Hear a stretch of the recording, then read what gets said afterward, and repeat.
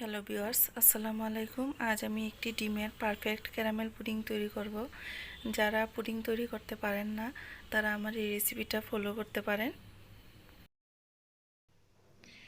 Pudding তৈরি করার আগে বলে নিচ্ছি, যারা আমার চ্যানেলে নতুন এসেছেন এখনও চ্যানেলটিকে সাবস্ক্রাইব করেননি তারা প্লিজ আমার চ্যানেলটিকে সাবস্ক্রাইব করে নিন এবং পাশে থাকা বেল বাটনটি অন করে দিন। প্রথমে চুলায় প্যান বসিয়ে দিয়ে এর মধ্যে দিয়ে দিচ্ছি 3 টেবিল চামচ চিনি।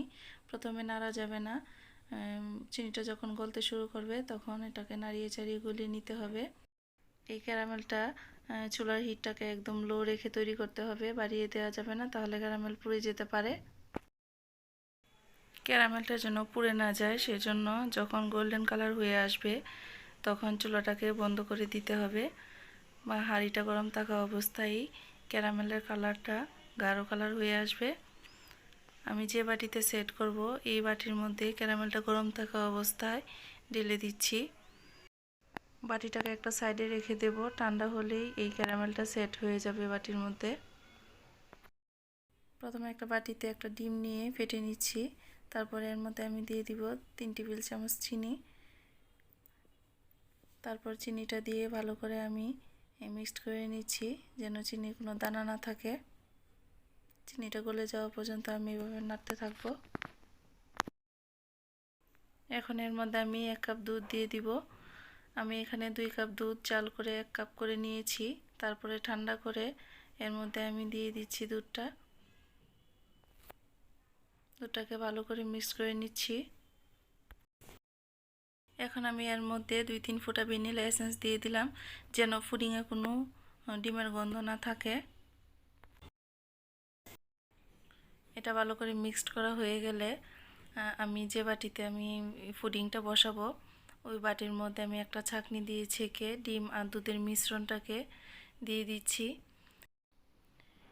এতে করে ডিমের মধ্যে যে লাম্পসটা ছিল ওইটা বের হয়ে এসেছে আর পুডিংটাও পারফেক্টভাবে বসে যাবে, কোনো ছিদ্র হবে না পুডিংয়ে। এখন এই বাটিটার উপরে আমি একটা ফয়েল পেপার দিয়ে ঢেকে দিচ্ছি। আপনারা চাইলে এখানে একটা ঢাকনা দিতে পারেন। এখন আমি একটা হাঁড়ির মধ্যে পর্যাপ্ত পরিমাণ পানি দিয়ে একটা স্ট্যান্ড বসিয়ে দিলাম, এর উপরে পুডিংয়ের বাটিটা দিয়ে দিচ্ছি।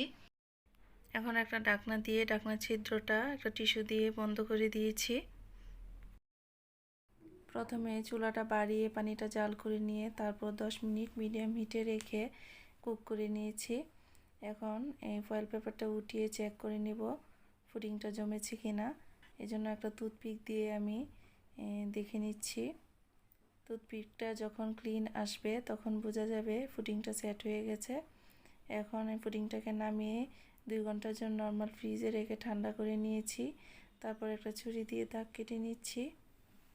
এখন এটাকে মোল্ড আউট করে নেব, তো সাবধানে করতে হবে এই কাজটা যেন পুডিংটা ভেঙে না যায়। দেখুন মাশাআল্লাহ পুডিংটা পারফেক্টভাবে জমে গেছে। তো আমার রেসিপিটা কেমন লাগলো কমেন্টসের মাধ্যমে জানাবেন, শেয়ার করবেন বন্ধুদের মাঝে, লাইক দিতে ভুলবেন না। যারা এখনও চ্যানেলটিকে সাবস্ক্রাইব করেননি তারা আমার চ্যানেলটিকে সাবস্ক্রাইব করে নিন। আরও সুন্দর সুন্দর ভিডিও আমি আপলোড করব, এগুলো দেখতে হলে চ্যানেলটিকে সাবস্ক্রাইব করে নিতে হবে। এতক্ষণ আমার পাশে থাকার জন্য সবাইকে ধন্যবাদ।